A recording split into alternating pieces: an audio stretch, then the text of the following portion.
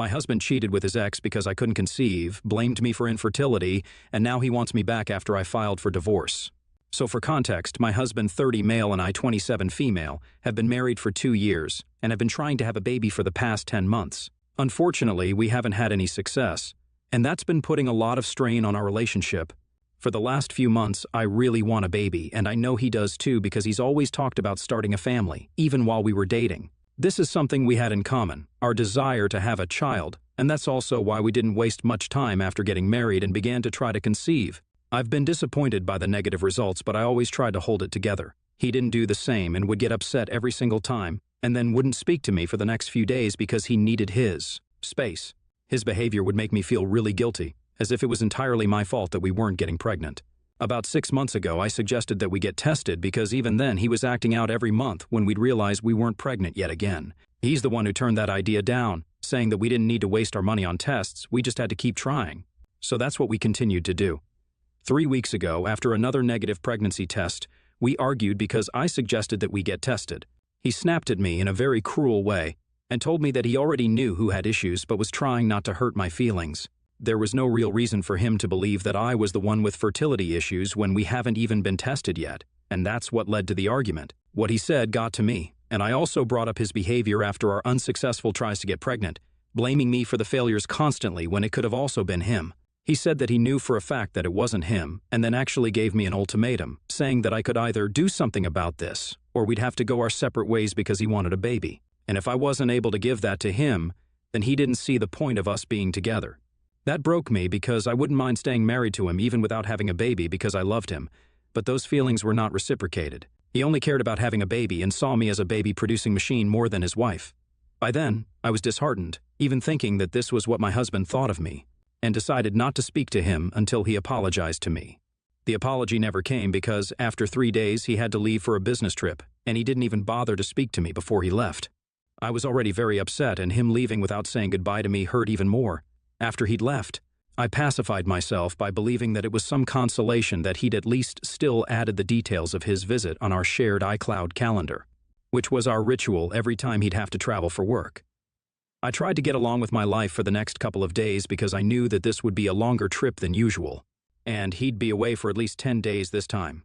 On the 3rd day of his trip, I was scrolling through Instagram, and then, out of the blue, I came across my husband's ex-girlfriend's post. She was sitting by the pool in a bikini, and the place seemed really familiar. So, on a hunch, I decided to search the hotel that my husband was staying in, and sure enough, the setting matched what I'd seen on Google Maps just a couple of days back.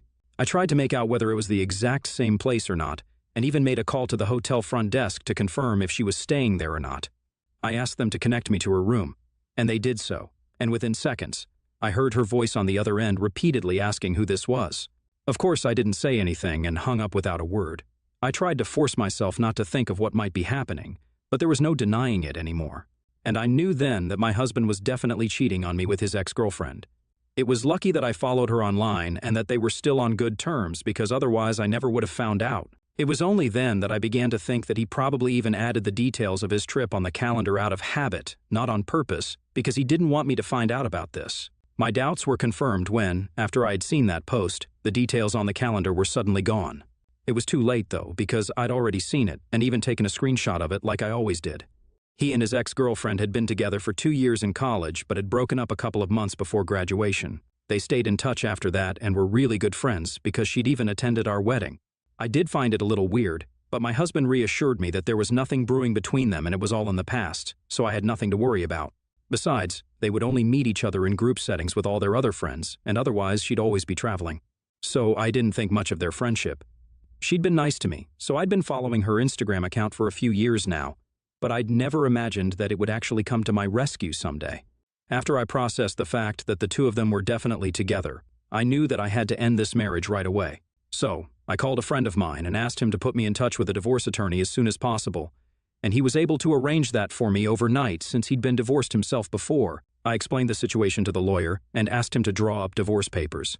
I also decided to get a fertility test done because I had a nagging feeling that there was nothing wrong with me and that my husband was just making excuses for his failure. So, within the next week, I'd filed a petition for divorce on grounds of infidelity and also got my test results back. which said that I had absolutely no problems relating to fertility and there was no reason that I should be struggling to conceive. Everything I'd suspected turned out to be true, and I literally couldn't wait for my husband to come back home so I could throw these papers in his face and then dump him. I'd kept myself busy during those days, so I didn't even have the time to cry or feel bad about what was happening to me. My only motive was to teach my husband a lesson of a lifetime. Then on the 11th day, he finally returned and tried to act casually around me. He even spoke to me and apologized for the fight that we'd had before he left, and said that he'd been looking into IVF recently and wanted us to try that. I didn't reply to anything and came straight to the point. I asked him where exactly he had been staying these past 10 days for his work trip.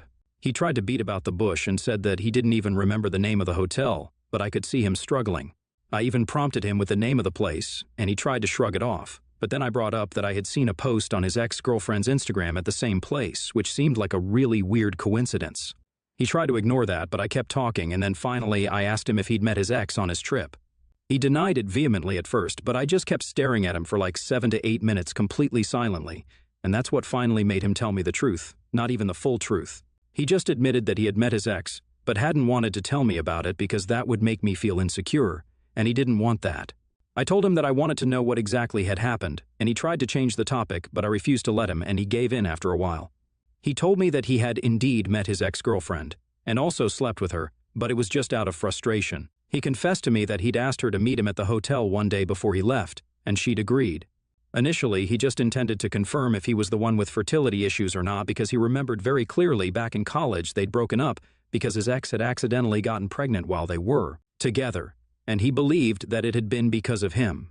Unfortunately, when he discussed this with her, she confessed that she'd been cheating on him with another guy at the time, and the baby might not have been my husband's. He was disappointed and wanted to fly back home, but his ex convinced him to stay, and they ended up sleeping together because he claimed that he'd just fallen weak now that the last hope that he had was also gone. He was just frustrated and couldn't take it anymore, so he slept with his ex-girlfriend. He explained everything to me really calmly as well, as if it was a very reasonable thing to do. He then told me that the reason he'd gone to his ex to confirm if he was the one with fertility issues or not, instead of just getting tested, was that the latter was much more terrifying and definitive. Jumping through hoops to arrange a secret holiday with his ex, only to ask about an accidental pregnancy that had happened ages ago, however, was a lot more convenient. Sleeping with her after that was even more convenient.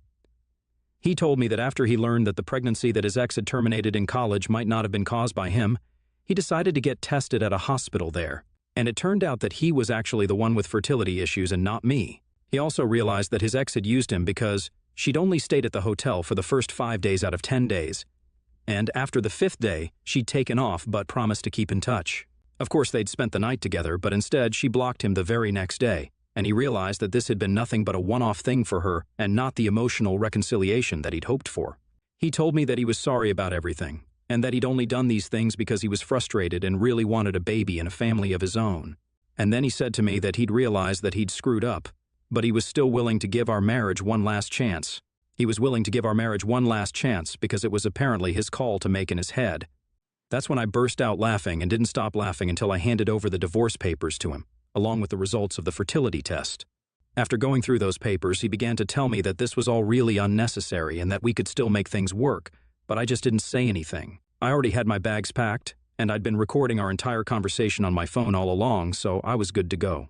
After he told me the entire story of what had happened on his trip, I didn't need to waste more of my time arguing with him, so I decided to walk out that very instant. He got to his knees and started begging me to forgive him once he saw that I'd already packed my bags, but there was no changing what he'd done. So I ignored him, dragged my stuff to my car, got into it, and drove off, leaving him crying in the front yard. I drove to a friend's house since I'd already asked her if I could live with her until the divorce had been sorted out, and she'd very kindly agreed to that. This was a friend of mine from college, and my husband doesn't know where she lives, so I know he won't be able to find me either. It's been almost 3 days since I left, and he's been texting me every day, but I haven't opened even a single text of his. I thought that he would give up eventually, but then today, I received a call from my in-laws instead. My mother-in-law was totally out of control and was demanding that I return her son's calls or respond to his texts right that instant. I was panicking and asked her what exactly had happened, and she told me that my husband had apparently called her up and told her what had happened and was sobbing uncontrollably when he called her. He had even said multiple times that now that I was gone, He didn't see the point of going on with life anymore, and that he didn't even know what to do with himself since he now knew that no matter how hard he tried, he'd never be able to have the life and family that he'd always wanted. That had shattered him. He had been so hysterical that my mother-in-law was afraid that he'd do something to himself and wanted me to call him back right that second. Now, I think it was a little cruel, but when I heard all of that, I got really upset because that just sounded like he was trying to make me feel guilty for looking out for myself. I'd just done what any other self-respecting woman in my place would have done, and it felt like he was using that against me and making himself seem like the victim just because he was infertile.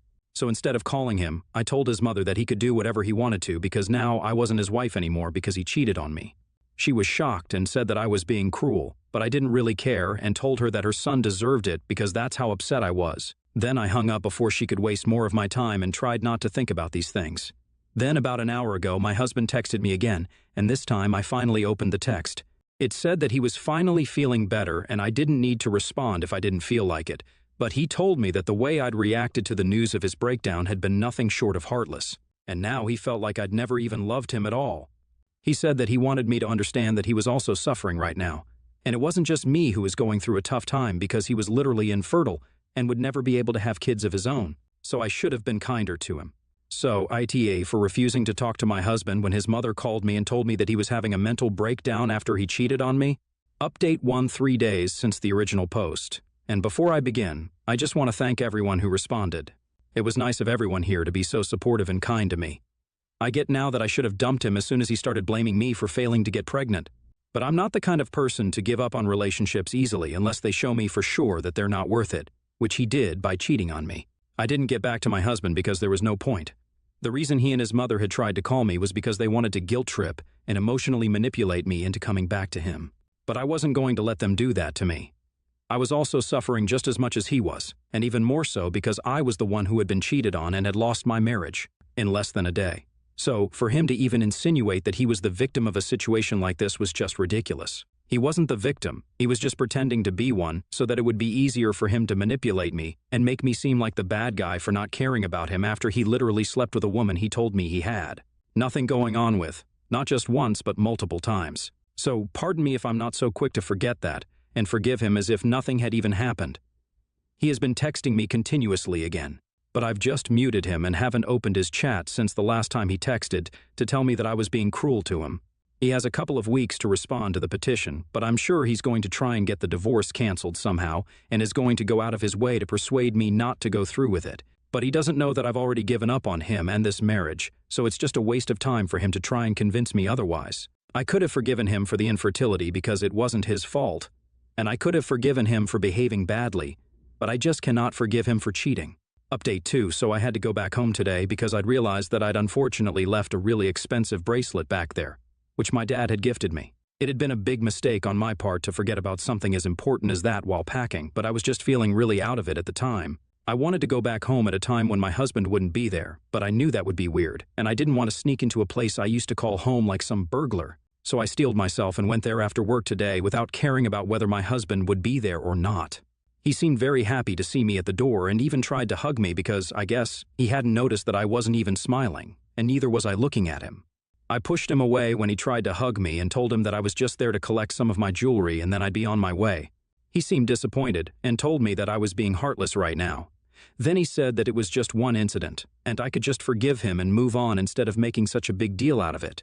He even tried to tell me that he'd come to me himself and confessed, so I should at least take that into consideration and forgive him because at least he didn't lie to me. I had to try very, very hard to control the urge to slap him so hard that he'd land up in outer space and try to ignore his meaningless blabbering. He continued to talk about how he had no contact with his ex now and that was his choice and not hers. She's the one who had blocked him and not the other way around. He'd have been more than happy to continue speaking to her even now had I not found out about them. Once I grabbed the box my bracelet was in, I was ready to leave, but he stopped me and blocked my way out of the bedroom by standing there in the doorway. He's considerably taller than me, and I was kind of scared at that moment, but he just stood there and told me that I had to at least give him a chance to explain. I had no other choice but to stand there and let him continue speaking and repeat the same things he told me several times before already. Like how he'd only slept with his ex out of frustration and not because he'd actually wanted to, and that he didn't even like her because she'd used him. He told me that his ex had helped him realize how much he loved me and that he wasn't willing to give up on us so easily. He just needed one more chance, and he'd prove that he was a good husband, but I had to give him that one shot. I didn't intend on giving him that chance at all, but just so I could leave, I told him that I'd think about it, and that seemed to cheer him up, and he let me go. He tried to hug me once more while I was leaving, but once again, I pushed him away and got into the car.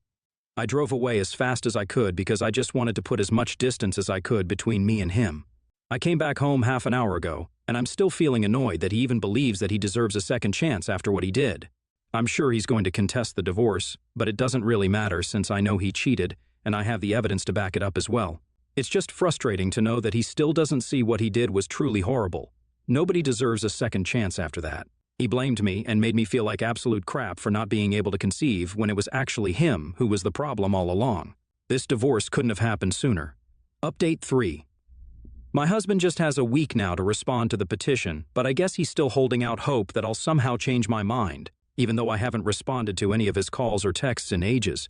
Today, I texted him back and said that he can't change my mind, so he'd better start looking for a lawyer because he really shouldn't waste any more of his own time as well as mine. He called me and asked me if I was actually serious, and I had to tell him that yes, I was, and that there was no chance in hell that I'd take him back after what he'd done to me. He tried his best to talk me out of this, but I was just so exhausted I hung up. I didn't have anything to say to him, and if he didn't want to take this seriously, then that was on him. I'd warned him, and now the ball was in his court. My lawyer and I are already discussing the settlement and how to go about all of that, so he can fall behind by all means, I don't care. Update 4. He's not contesting the divorce. We're going straight to negotiations about the settlement. I'm hoping for a decent sum and a fair division of all our assets. And I know it'll be a cakewalk because of the proof that I have against him. He hasn't contacted me since our last phone call, but his mother sure has. In fact, she didn't even call me. She called my parents and tried to tell them off for raising a daughter like me who had no sense of duty towards her husband. Apparently, she expected me to forgive one tiny mistake and give him a second chance.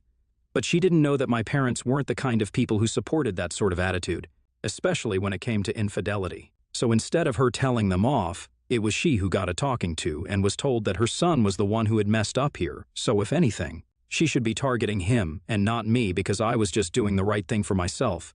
I'm glad my parents are on my side, and soon our friends will get to know me as well because this is not something that I'm going to hide from them. Everybody should know what he did to me, barring the infertility because that's not my business anymore. I hadn't cried or let any of my feelings out for a while, but now I feel like I can finally allow myself to relax a bit and let my hair down because things are finally heading in the right direction. Soon enough, I'll be divorced, and he'll be gone.